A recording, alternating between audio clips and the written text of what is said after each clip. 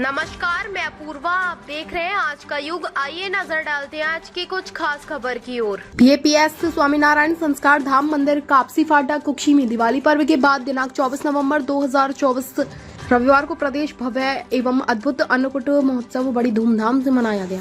BAPS Swaminarayan मंदिर कुक्षी के कोठारी संत पूज्य श्री दिव्य स्वरूप स्वामी एवं पूज्य संत श्री अमृतनिधि स्वामी के मार्गदर्शन में शहर के सभी धर्म के हरिभक्त एवं महिला मंडल द्वारा पिछले 10-15 दिनों से तैयारियां कर भगवान के प्रति अपने हृदय से प्रेम के भाव को प्रकट करने के लिए करीब 1000 प्रकार की विभिन्न मिठाइयों और व्यंजनों से भगवान से समक्ष अद्भुत झांकियां सजाई गईं।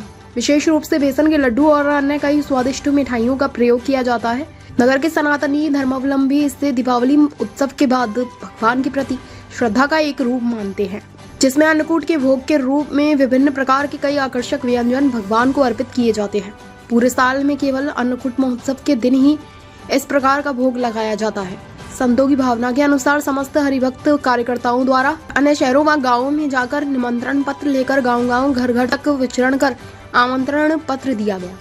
अन्नकूट का महत्व और भक्तों में उत्साह। अन्नकूट के अवसर पर कुक्षी नवागत एसडीएम विशाल जी धाकड़ भी उपस्थित रहे एवं प्रवचनों का लाभ लिया।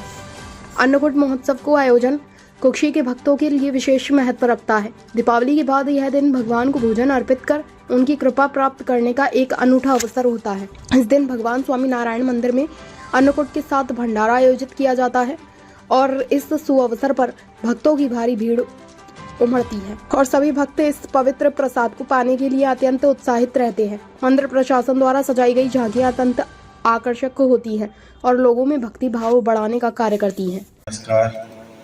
और वैसे तो मैं संस्था के बारे में बहुत ज़्यादा अनुभव नहीं है, जानता नहीं हूँ। मैं जब UPSC union public service commission जो है वो उसकी तैयारी करते थे हम, आईएएस की तैयारी, तो उस समय यूट्यूब पे एक कई बार क्या होता था, प्रिपरेशन के समय में उतार चढ़ाव आता है, आपका मन नहीं लगता या फिर आप डीमोटिवेटेड फील करते हैं। तो उस समय मैं ज्ञान वत्सल स्वामी जी को सुनता था, उनके मोटिवेशन के विचार सुन लेता था।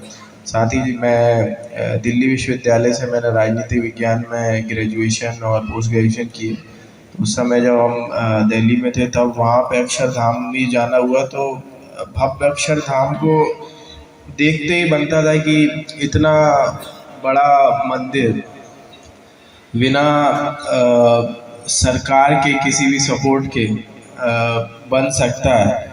तो उससे एक मानव समुदाय की इस जागृति का प्रतीत होता है कि किस तरीके से लोग एक साथ आके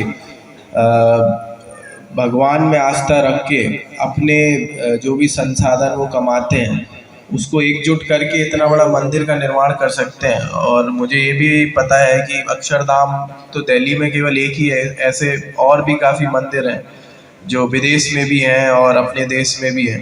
तो बिना समुदाय को एकजुट करे, बिना अगर लोगों की पूरी तरीके से आस्था नहीं होगी तो कोई भी अपना उतना सहयोग देता नहीं है। तो उससे ही देखते बनता है कि लोगों का कितना सहयोग इस संस्था के प्रति है और इस संस्था में जो लोग जुड़े हुए हैं उनकी भगवान में कितनी आस्था है। और साथ ही ये भी आस्था है कि जो ग्लोबल हार्मनी या फिर लोगों की मदद की जाए और हर व्यक्ति में भगवान का स्वरूप देखा जाए और हर व्यक्ति की मदद हो, उस तरीके की भावना से यह संस्था काम करती है। इसीलिए मैं भी इससे प्रभावित हूँ और आप सभी लोग के बीच में आज मुझे बुलाया गया, इसके लिए मैं तहे दिल से आप सभी लोगों का धन्यवाद ज्ञापन करना चाहता हूँ।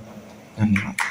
ताज़ा खबरों से जुड़े रहने के लिए हमारे चैनल को सब्सक्राइब करें और बेल आइकन को दबाना ना भूलें ताकि हर खबर की नोटिफिकेशन आपको मिलती रहे।